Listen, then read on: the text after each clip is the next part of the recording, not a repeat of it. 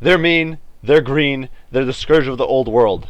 Led by the one true Git, Grimgor Ironhide, the Greenskins strike out from Death Pass in the Badlands, seeking to raid and pillage the lands of the more civilized races.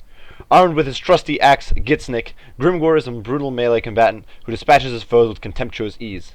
To help him in the task of fighting the biggest and baddest, he is escorted by his unique Black Orc bodyguard, the Immortals, as well as being backed by ferocious boar boys and suicidal goblin doom divers.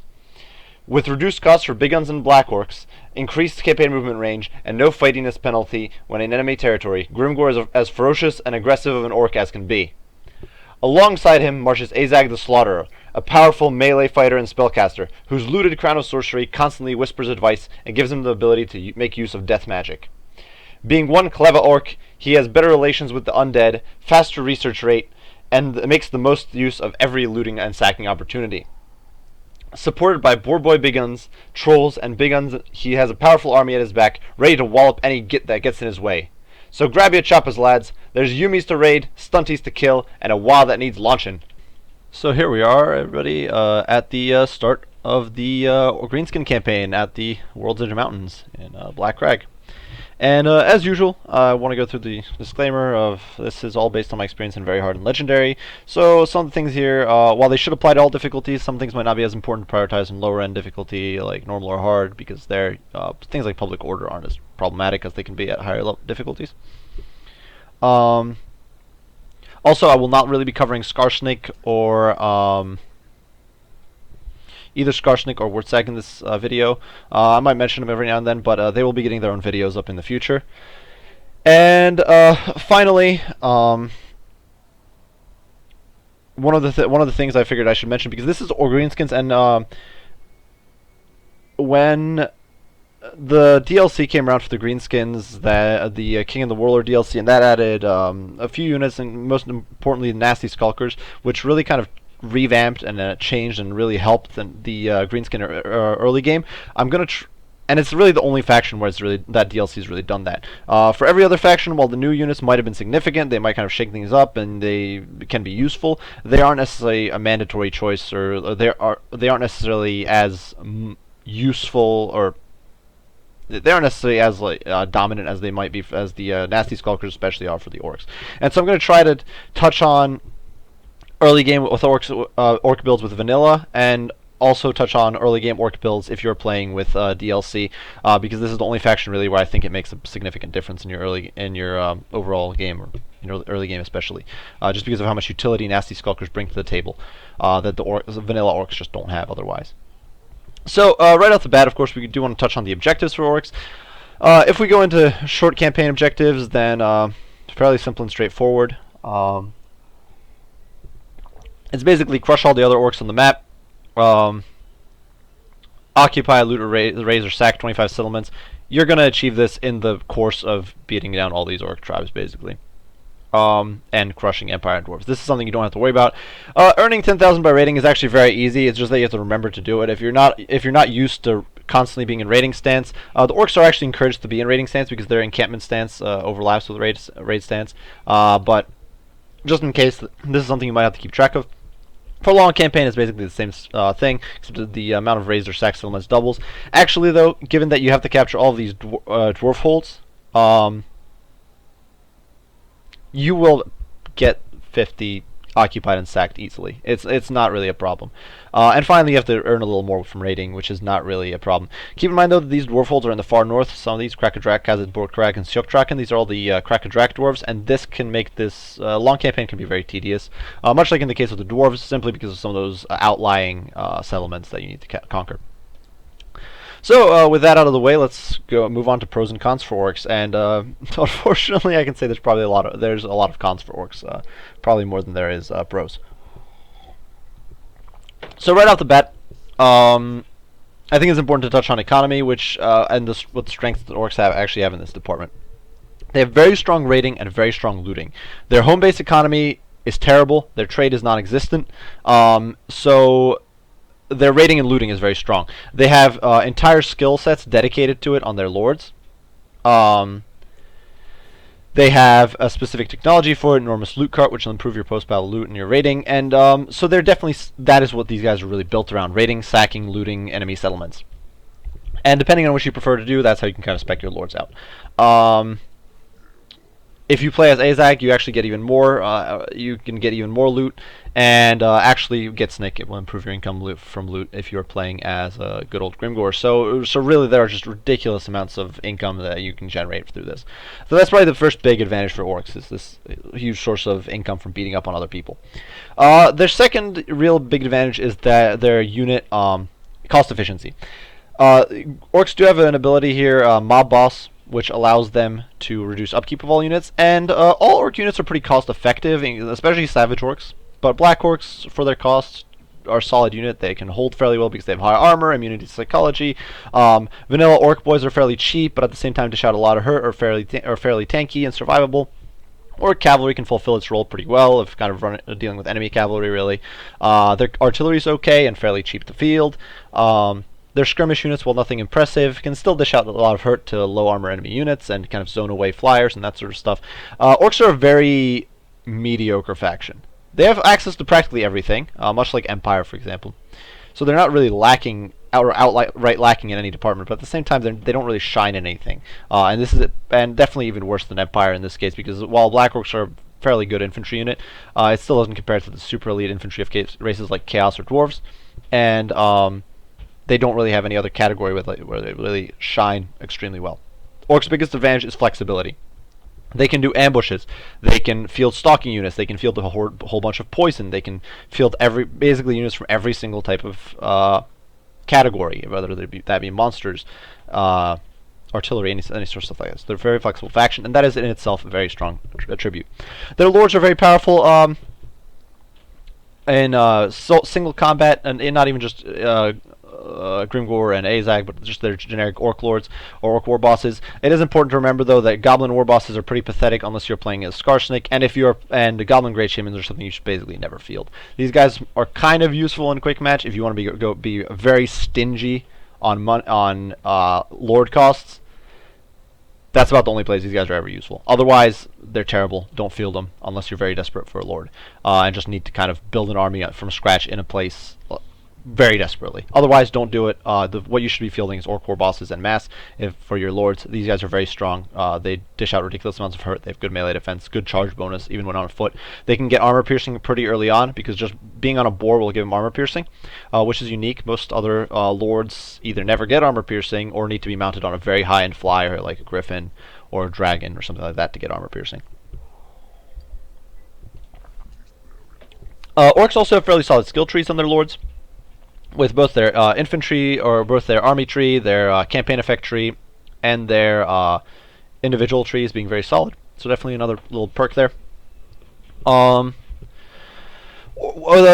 advantage is their strategic mobility. They do have access to the underway, just like elves, dwarves, and beastmen, so they can bypass impassable terrain, and this grants them immunity to attrition if moving through chaos-infested wastes and that sort of stuff. Finally, orcs have the Wa mechanic, which is over here with, and this can technically be a disadvantage. If your fighting drops too low, your troops will start killing each other. But honestly, that's not. You can always put that down. You can deal with it fairly easily. But if you break AD fightiness, then you will get a free army that basically counts as an allied army, and you can order it around to attack places. And any settlement it conquers, you will get. Or almost any settlement it conquers, you will get. I have had an incident where they attacked Karakate Beaks and only sacked it, so the end result was that the nearby camping Karakazul guys took it over. But otherwise, they will usually occupy settlements for you, and you will just gain control of them. They're a free army; you don't have to pay for them. And if you get the Wa path down here in the bottom, which you can get for any lord, then you can start fielding a lot of WAs. You can basically double up your army. And this kind of compensates for the fact that the orc home-based economy isn't quite strong enough to field that many armies, naturally. And raiding doesn't quite compensate for that. So that's something a little interesting there for orcs. Now, and then finally, the last thing I should touch on is that their heroes are pretty solid. The goblin big bosses are kind of lackluster, but they're cheap, they're easy to field, and they can assassinate people pretty effectively, and they're an okay support tool in battles. Night Goblin Shamans and Orc Shamans both provide a solid selection of spells. The Orc Big Wa and Little Wa is not amazing, but at the same time they're very solid, decent, well-rounded spell options. Both of them have damage spells, though definitely Big Y is where you want to go if you're looking for straight-up damage, especially with the Foot of Gork, whereas Little Y is where you want to go if you're looking for support, especially with things like Sneaky Stabbin' or Itchy Nuisance. So on to the disadvantages. Orcs have terrible home base economy. They cannot trade. They do not get access to luxury resources outside of, for example, gold, or the gold mines. But even their gold mines make less than, for example, Imperial or Empire or dwarf gold mines. Their harbors make less than anybody else's harbors. So that's all just bad, essentially. Their home economy is trash. They have huge issues with control. They don't have a hero who can reduce control problems like everyone else with captains and paladins and that sort of stuff. And to make matters worse, their lords can get traits which will reduce the happiness or the order in all of your provinces, and this can quickly stack into ludicrous levels where you are just going to be suffering immense amounts of obedience problems in all your provinces. So that's one of the big issues with orcs. They also had, or those are some of the big issues with orcs right there. Then they have absolutely atrocious defenses, in my opinion. Arguably, alongside Bretonia's, arguably some of the worst in the game, and we'll probably see that once we hop into our later game stage. It's a pretty significant disadvantage for the orcs. They're just terrible defenses. They don't shine in any one category. Even Empire, while Empire is often considered the jack of all trades faction, their cavalry is absolutely stellar, and their artillery and skirmish units are more than adequate. They're very solid. Orcs don't really shine in anything. The only exceptional unit I can think of that they have is really the Arachnarok Spider and maybe the Goblin Doomdiver. It's a good unit for the cost, but honestly, as far as raw quality goes, it's not that amazing. The orcs don't really have any standout amazing units. Their technology is atrocious. While they do get some technology to improve loot and raiding, most of these are terrible technologies. A lot of them apply to units you will practically never field, oftentimes things like goblins, or units that are very kind of weak support units like archers, which you might field, but not in large numbers. Very few of these technologies actually apply to your infantry, or the things that really make up the majority of your units. Chariots. I don't know how many abilities here apply to chariots. It's absolutely ridiculous. It's 1, 2, 3, 4. It looks like 5 abilities that apply to chariots. 4 of those exclusively to chariots by the look of it. It's very, very painful what some of these technologies find, and also some of their units. They're one of the only factions where some of their units are locked behind technology that needs researching. Now, to be fair,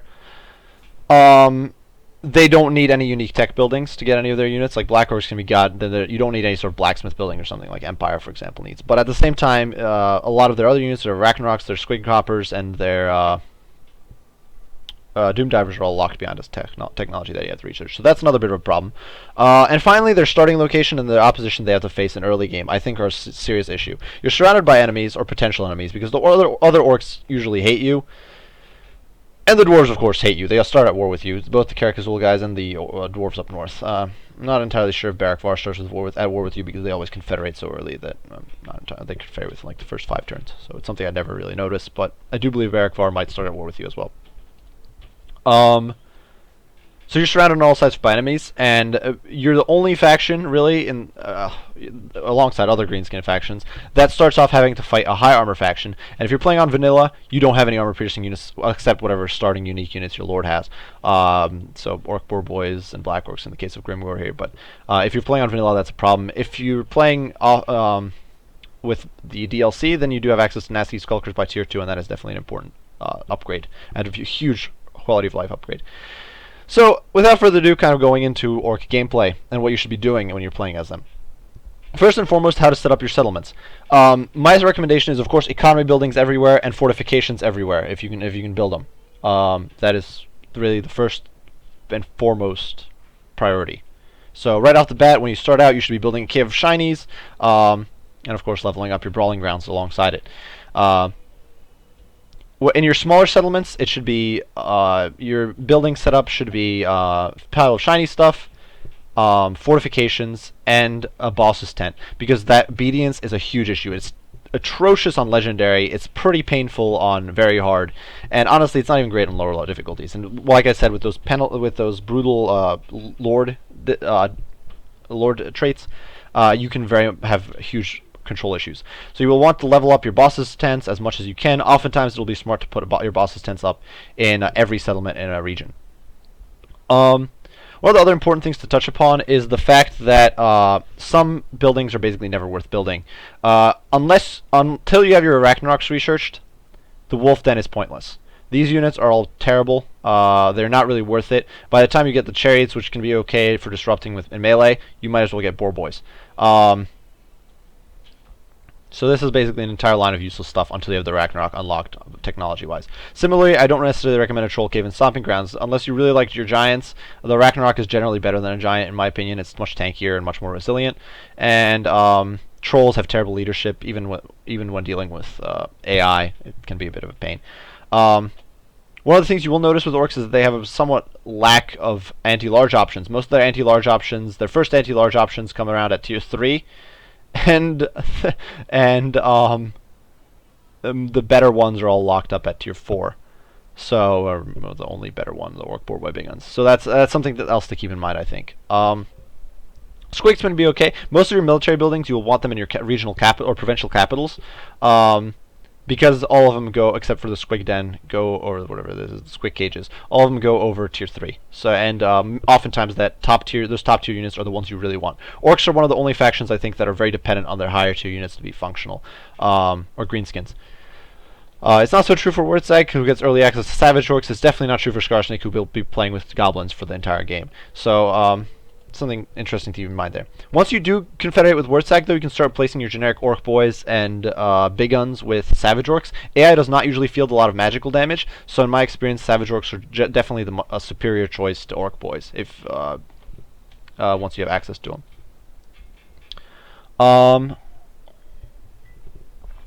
So how to go about early game, and honestly, there's not that many options. You're kind of landlocked. One of the important things between enemies.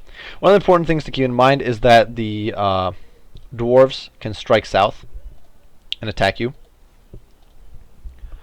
fairly early on. So if you try to secure all of Death Pass, it can be a bit of a pain. You'll end up having to constantly defend Iron Rock from dwarven incursions, while at the same time possibly having to fight off the Bloody Fangs. One of the things of course, early on, the first thing you should be doing is dealing with Nash over here. You rush out, you deal with him. I suggest fighting the battle out, so you can kill him, hopefully, or kill most of his army, and that way you don't have to deal with it. Then you can just dart back over into your territory and recruit new units. Otherwise, force march back deeper into your territory, so the army over here from Gorfang can't hit you. But because of how strong Grimgor's, especially Grimgor's starting army is, you can often just take this army, and then once this army marches down to reinforce, and they try to tag team you, you can beat them up. Doom Divers especially are incredibly powerful in this sort of scenario. So if you're confident with your micro and your ability to just fight it out, then it might not be a bad idea. In Black Crag, immediately invest in a Cave of Shinies, like I mentioned, and level up to tier 2. Now, if you do not have Nasty Skulkers, then your priorities should be to fill out the majority of your army with Orc Boys, and then leave about 6 slots should be taken up by archers in the early game. And I recommend Orc Archers, because you might be fighting Dwarves a fair bit, and if you're fighting Dwarves, you need armor piercing. Goblins have practically no armor piercing. You don't have the Rusty Arrows available this early, so you can't really... well, actually, if you're playing on vanilla, then you won't have the Rusty Arrows no matter what. So, Goblins are rather weak again. They're not bad against Orcs, actually, because Orcs don't have much armor, but they're absolutely atrocious against Dwarves. So, go for Orc Arrow Boys, despite their accuracy issues. If you have the DLC, my recommendation is to build 2 rounds of Orc Boys, and then once you get the Nasty Skulkers unlocked, build about 3 to 4 Nasty Skulkers, and fill in whatever is left with Orc Arrow Boys. Should be at 13, 17, yeah, that's about right. That's roughly correct. You'll end up with about 5 ranged units. The Doomdiver Catapult for Grimgor can do absolute wonders for you against enemy or skirmish units on it, so it's a very powerful option there. Then you have to, after you've dealt with kind of this Nash here, and you've built up your army, then you really have to. Now if you're very confident and you manage to beat off both of these at the same time, you can take Iron Rock and you can kind of just steamroll it out here, but that's not really something I'm going to recommend here, because that is a strategy that I think relies more on micro and battle tactics, and something that's more slow and steady and more functional that way.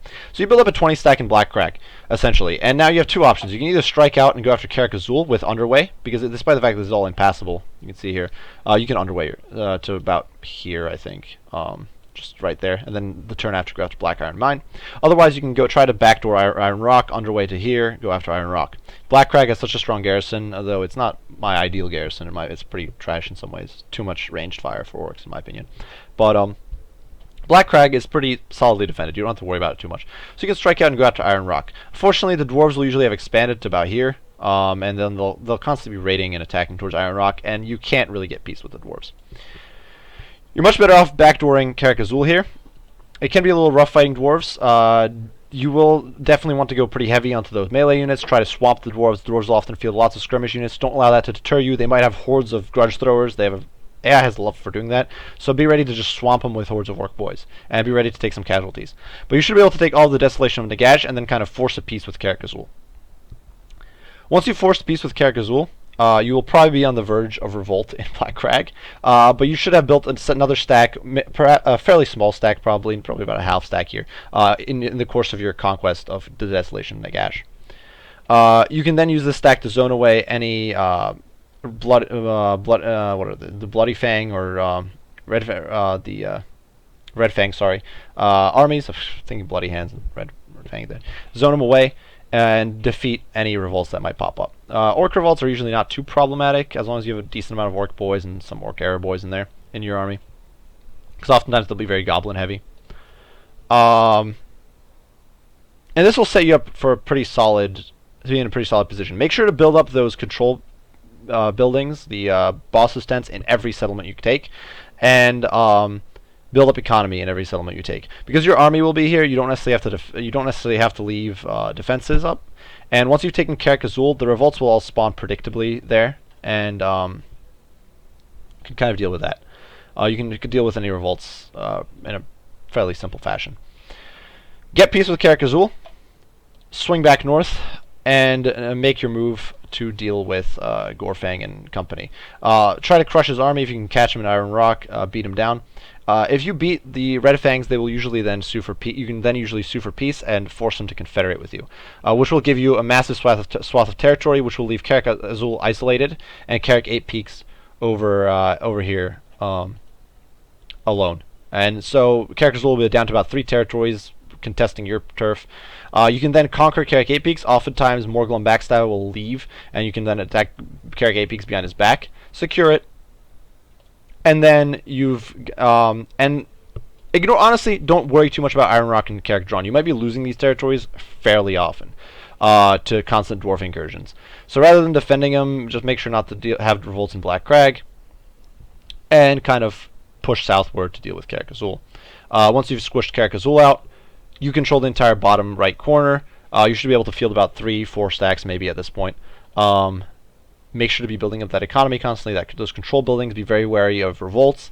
And at this point, you are really set to conquer northward. Now, if you want to push into Iron Rock and secure all of Death Pass, then you will probably need to deal with the dwarves.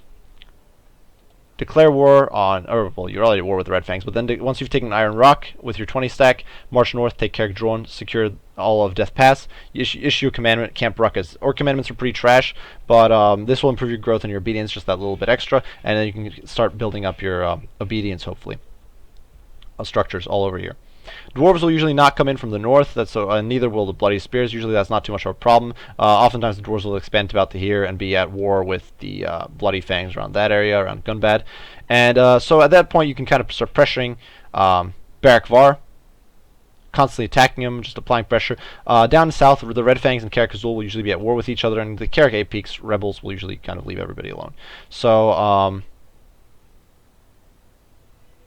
that's really what you should be doing at that stage. After that, try to confederate this, not Scabby Eye, god darn it, where's the Bloody Hands out in Inkrand. And your final mission will probably be taking out the top knots in the very south. Because you'll be fielding so many armies at this point. If you manage to confederate, by the way, Ikrand and the Bloody Hands, you will usually get a giant with the army that you get from Wurzag, so that's one of the nifty things there.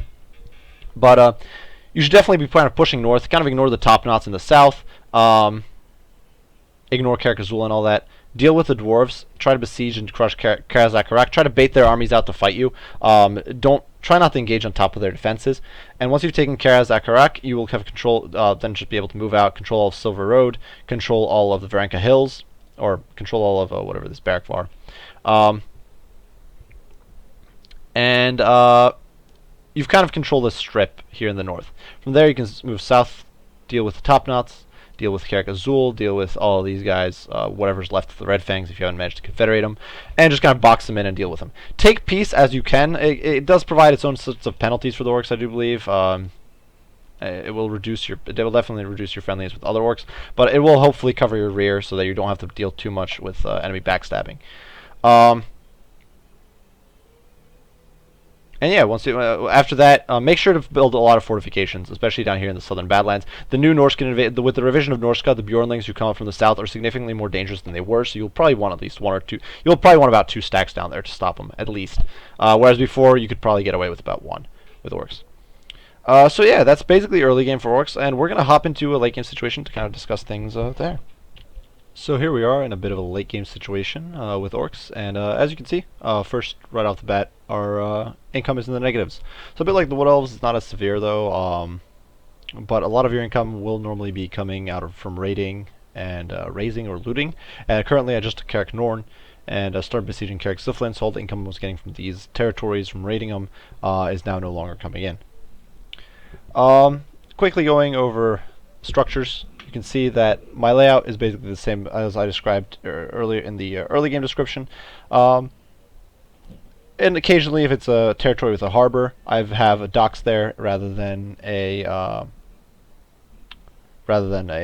control building. This is not the case everywhere. Up in Sioktraken, actually, which I recently occupied, I actually put up a control building. So it's not the case everywhere, but as you can see, it's a pretty standard template as far as control goes. And even in some territories that I have pretty good control over, even for example here, it's only the obedience is only at +4, and this is actually not on. This is only on very hard difficulty actually, and so despite everything, I'm barely staying afloat in some areas control-wise. So definitely something to keep in mind. And as you can see, characters are reducing my happiness or my control by 4. So the biggest late game challenge of all, obviously, is chaos. And so how do you deal with chaos with orcs? Well, first and foremost, one of the things I want to touch upon is you want to be, first of all, you want to be moving around and underway a lot of the time once you're entering chaos corrupted territories. Second of all, orcs have access to lightning strike as well as out clevering, and I wouldn't normally go for both of them. Generally, I'd go for whichever mode of singling out you prefer. But orcs can do well both in lightning strike as well as out clevering. So if you want to kind of be ambushing your opponents, pick them apart slowly but surely, out clevering can be very solid. If you just want to pick your opponents off one after another with lightning strike, that's also a good option. So and alongside that, I would definitely get mob boss on any army that has the reg for it, and as well as Wapath, just so that you can keep spamming Waz and setting them out to attack your opponents. Because it is simply very useful. Waz, while they might not be super powerful, they can be very disruptive, a big nuisance, and kind of run amok and be a pain in the rear. As far as late game compositions go, generally something I would recommend. A lot of these are of course just kind of toss-ups. I was trying out different things. I think this kind of right here is a bit of an optimal setup. You have a few orc airboys, some orc boar baby guns and giants to shut down enemy large units, a goblin rock lobber to shut down enemy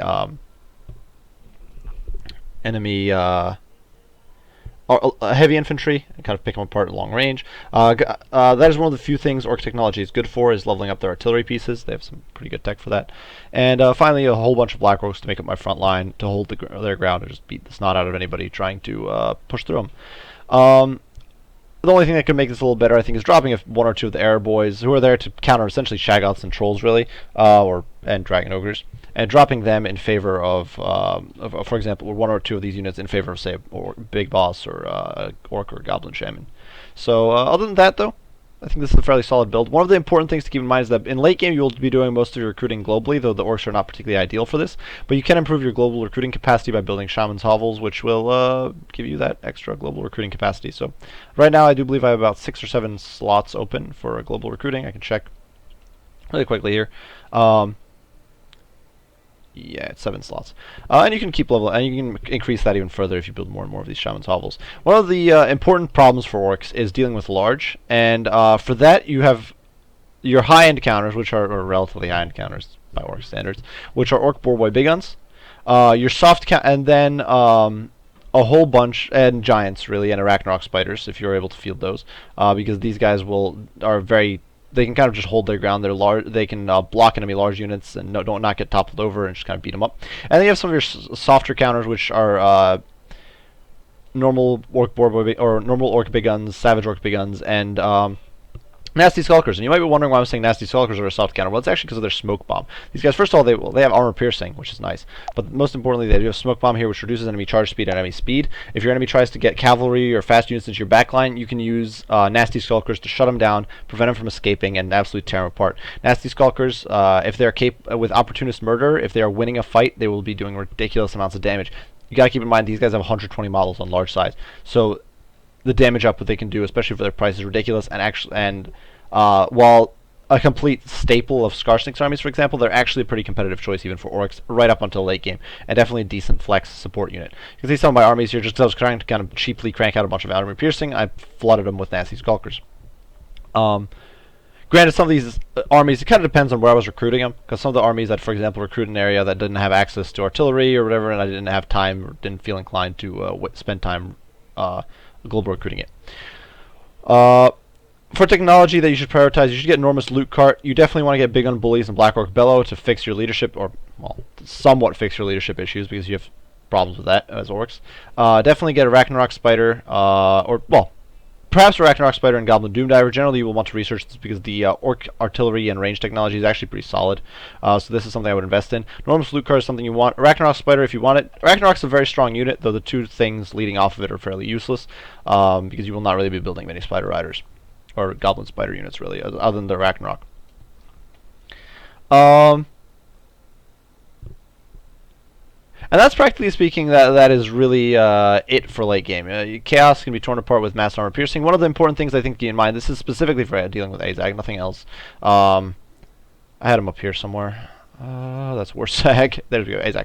So one of the important things to keep in mind about Azag is that he doesn't get access to Lore of Death until he gets his Crown of Sorcery. This is actually a rather difficult quest, in my opinion, one of the more difficult quest battles in the game as a whole, because orcs have very shoddy low-tier armor or anti-large options. You don't get boar boy big guns until tier 4, and you often won't have early access to savage orc or savage orc big guns. So your best bet at is to tier 3, but normal big guns, skulkers, and orc error boys, maybe backed up by some large units like trolls or boar boys to tie the enemy down or try to block them from escaping. But that is a very kind of suboptimal build, and unfortunately the Azag quest to get Crown of Sorcery is almost entirely you fighting against hordes of enemy large units, and so it can be rather difficult on your starting out, and especially if you start off with Azag. But even if you didn't start out with Azag, it might take you a while to build up your army to the point that you can do the quest, as depending on how confident you are with your micro abilities, and so you might have a very high level Azag by the time you get it. And if you don't pay it, and if you don't stay aware, you might end up not having the points to get the magic you want.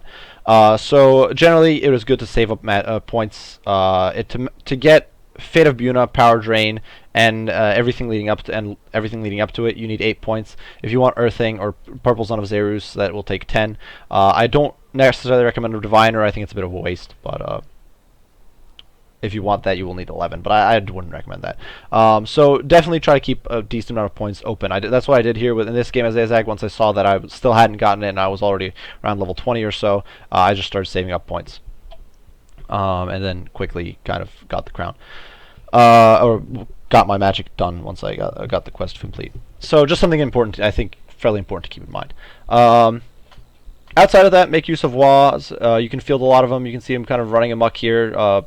They're not necessarily the best, but they can deal with side enemies that are off to your periphery, and weak enemy armies, that sort of stuff, without forcing you to waste your main army on dealing with them. And that's really it for orcs. Basically, you have the 2 expansion options. You build up a 20 stack. You either go after Karak Azul and secure the south, or you go north, take Iron Rock, Karak Drone, and push northward and kind of crush the dwarves, and then have a strip in the center before pushing southward. Early game compositions should be a mix of orc boys and orc error boys with whatever starting units you have. Mostly orc boys, backed up by about 4 to 6 Air Boys. If you are playing with DLC, I would fill in about 4 slots with Nasty Skulkers just to get that armor piercing bonus against dwarves.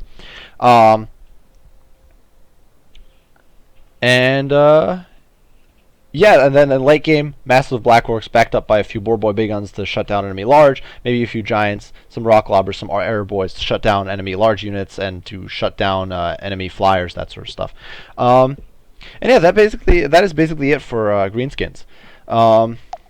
If you have any further questions, any criticism, any ideas, any strategies that you found particularly useful that you would like to share, be sure to share those down in the comments below. And yeah, I'll respond as soon as I can. And, otherwise, it could be very yeah, any strategy that works. Be sure to share it. If the next video, I will continue doing Sanctus Reach videos. For the Let's Play, I should have a new one up fairly soon. The next video should be, I'm not entirely sure if it's Bloody Hands or Crooked Moon that come after Greenskins on the list, but one of them will be next. And that is really it. I'll be continue posting up quick match videos as time permits. I'm really hyped for Warhammer 2, so hopefully you'll be getting some gameplay of that once that comes around very shortly. Just a few more weeks left.